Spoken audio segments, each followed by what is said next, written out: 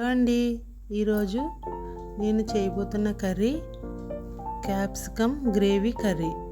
శుభ్రంగా కడిగేసానండి 2 సార్లు. ఎలా చేస్తానో చూద్దాం రండి. స్టవ్ ఆన్ చేసి ప్యాన్ పెట్టి కొద్దిగా ఆయిల్ వేసి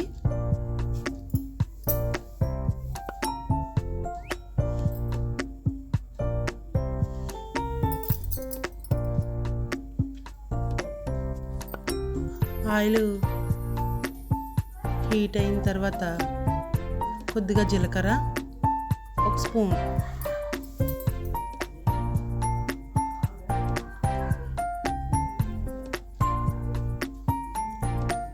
చిన్న అల్లం ముక్క, వెల్లుల్లిపాయ మధ్యలో కట్ చేశానండి. ఎందుకంటే చూపిస్తున్నాను, డైరెక్ట్గా మళ్ళీ అలా వేసేస్తే పేలిపోతాయి. అన్ని వెల్లుల్లిపాయలు మధ్యలో కట్ చేశాను.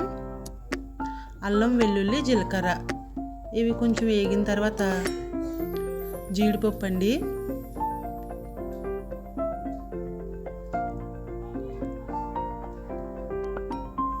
జీడిపప్పు కూడా బాగా వేయించి కొంచెం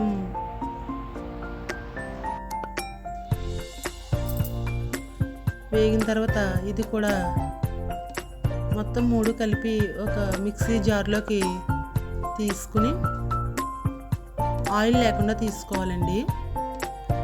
అదే ఆయిల్లో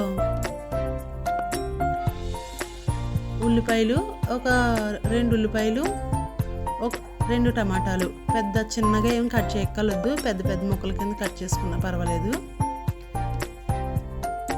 ఇవి మగ్గడానికి కొద్దిగా సాల్ట్ వేసానండి. పచ్చిమిరపకాయలు, టమాటా, ఉల్లిపాయలు ఇవి బాగా వేగిన తర్వాత మగ్గిపోవాలి, మొత్తం నూనెలోనే మగ్గిపోవాలి.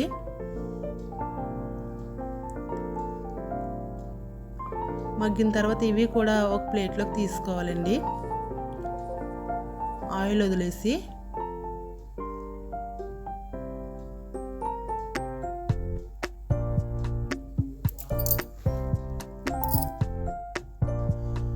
ఇలా చేసుకోవడం వల్ల కర్రీకి టేస్ట్ బాగా వస్తుందండి. కొద్దిగానే ఉంది ఆయిల్. ఈ ఆయిల్లో క్యాప్సికమ్ ముక్కలు వేగించాలి. కొద్దిగా ఆయిల్ వేసాను.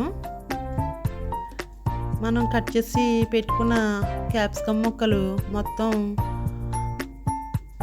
ఆయిల్లోనే మగ్గించుకోవాలండి. కొద్దిగా ఇవి త్వరగా మగ్గాలంటే కొద్దిగా సాల్ట్ వేయాలి.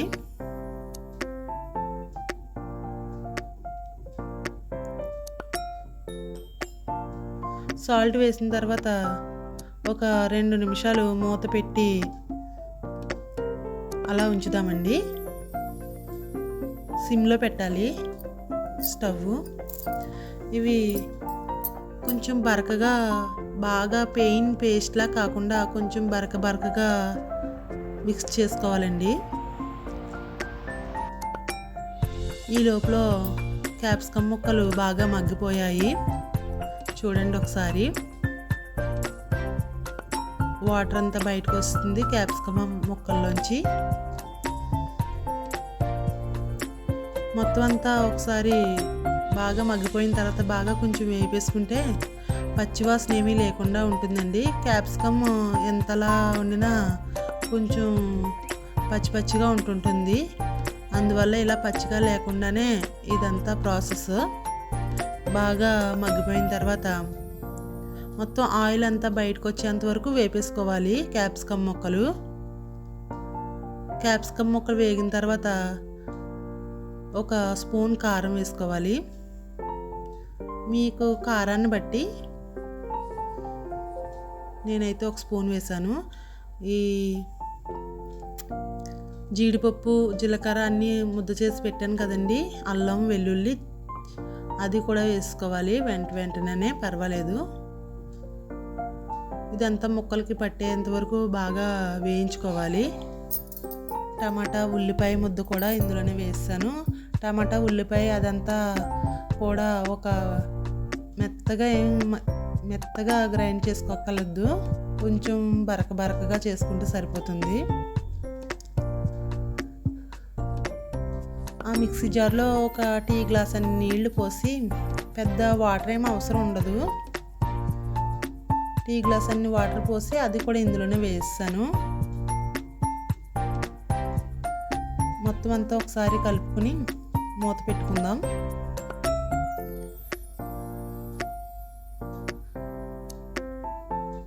ఒక 2-3 నిమిషాలు మగ్గనిచ్చి చూసుకోవాలి. మధ్య మధ్యలో చూసుకోవాలి. ఇది గ్రేవీ కర్రీ కాబట్టి మధ్య మధ్యలో చూసుకోవాలి. లాస్ట్ మీకు టేస్ట్ చూసుకుని ఉప్పు వేసుకోండి. లాస్ట్లో కొద్దిగా ఉప్పు వేసాను నేను, మొత్తం కూరకు సరిపడా. ఎందుకంటే ముందు ఒకసారి ఉల్లిపాయల్లో వేసాను, మళ్ళీ ఒకసారి క్యాప్సికమ్ ముక్కల్లో వేసాను. ఇప్పుడు లాస్ట్లో ఒకసారి చూస్తే కొద్దిగా ఉప్పు తక్కువైంది, తక్కువ వేసాను. అంతేనండి, ఎంతో టేస్టీగా ఉండే క్యాప్సికమ్ కూర రెడీ అయింది. ఇలా ఆయిల్ సెపరేట్ అయ్యేంత వరకు కలుపుకోవాలి.